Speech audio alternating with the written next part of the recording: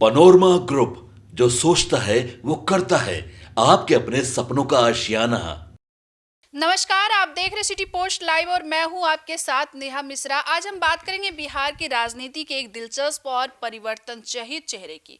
राम कृपाल यादव लालू के बेहद करीबी साथी से अब नीतीश सरकार में मंत्री, उनका सफर यह दिखाता है कि राजनीतिक विश्वास और रणनीति में कितना बड़ा रोल हो सकता है। तो आइए इसकी जानकारी के लिए हम बातचीत करते हैं मुस्कान प्रत्युष जी से। क्या मुस्कान जी, राम कृपाल यादव का आरजेडी छोड़कर बीजेपी में जाना सिर्फ व्यक्तिगत स्वार्थ था? देखिए, राम कृपाल यादव ने लंबे समय तक आरजेडी में लालू प्रसाद यादव के करीबी के रूप में काम किया था।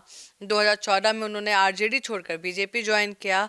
उन्होंने आरोप लगाया कि आरजेडी परिवारवाद की ओर बढ़ रहा है। उनका कहना था कि नेता परिवार को बढ़ावा मिल रहा है, जबकि पदाधिकारी और कर्मचारी की आवाज दब रही है। तो इसी रणनीति के पीछे सिर्फ पद पाने का स्वार्थ नहीं था, बल्कि सामाजिक न्याय का मामला भी बताया गया।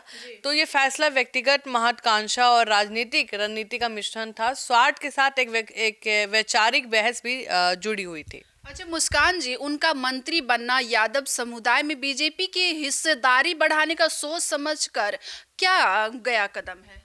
हाँ, किया गया कदम है, बिल्कुल सही बात है। यादव समाज बिहार में एक बड़ा वोट बैंक है और राम कृपाल यादव जैसा अनुभवी नेता बीजेपी के लिए रणनीतिक महत्व रखता है। उनकी पिछली आरजेडी पृष्ठभूमि की बात करें तो यादव पहचान बीजेपी की जातिगत रणनीति में काम आ सकती है, खासकर गठबंधन राजनीति में। तो इससे ये संदेश जाता है कि बीजेपी यादव को सिर्फ वोट बैंक ना मानकर उन्हें प्रतिनिधित्व देना चाहती है, और प्रत्याशी और नेतृत्व दोनों स्तर पर।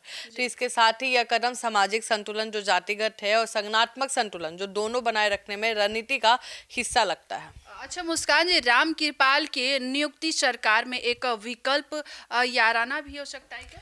हाँ, बिल्कुल, अल्टरनेटिव पावर सेंटर कहा जाता है। वे पहले से ही कह दे राष्ट्रीय स्तर पर अनुभव रखते हैं, केंद्र में मंत्री भी रह चुके हैं।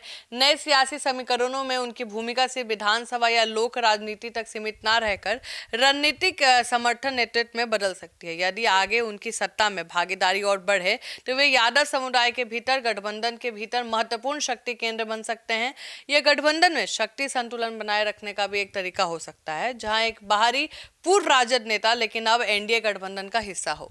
अच्छा मुस्कान जी, उनकी मुखरता और भ्रष्टाचार न्याय मुद्दों पर बोलने से सरकार की छवि मजबूत होगी या कमजोर? देखिए, हाल ही में राम कृपाल यादव ने बिहार में हत्या, गुंडागर्दी जैसे मामले पर खुलकर चिंता जताई, और ये उनकी जिम्मेदारी जमीनी राजनीति की छवि को मजबूत करता है कि नेता जो सिर्फ संगठनात्मक रणनीति में नहीं बल्कि जनता मुद्दों के लिए आवाज उठाता है।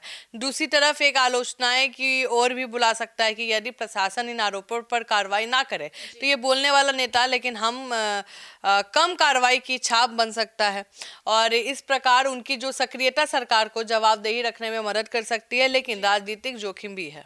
अच्छा मुस्कान जी, यह कदम बिहार की राजनीति में लंबे समय तक परिवर्तन का संकेत है या सिर्फ एक राजनीति चाल है? देखिए, राम कृपाल का बीजेपी नीतीश के गठबंधन में शामिल होना, मंत्री पद मिलना सिर्फ एक पावर शेयर नहीं है, ये गठबंधन के रणनीति भविष्य की राजनीति की दिशा की प्रतिबिंब है। यादव समाज में उनका मजबूत आधार है। उन्होंने गठबंधन में एक स्थिर यादव चेहरे के रूप में देखा जा सकता है। ये दिखाता है कि बिहार की राजनीति में सिर्फ चुनाव जीतना ही नहीं बल्कि सामाजिक जाति समीकरण को कहीं ना कहीं संतुलित करके चलना होता है। अगर वे भविष्य में और मजबूत होते हैं तो ये कदम सिर्फ ऐतिहासिक नियुक्ति नहीं बल्कि राजनीतिक बदलाव का मील पत्थर हो सकता है। जी, ये विश्वास, रणनीति और समय के साथ बदलते राजनैतिक समीकरणों की कहानी है। लालू के भरोसेमंद साथी से लेकर बीजेपी नीतीश के गठबंधन में उनकी भूमिका इसे और भी दिलचस्प बनाती है। तो इस पर आपकी क्या राय, हमें कमेंट बॉक्स में जरूर बताइएगा। धन्यवाद।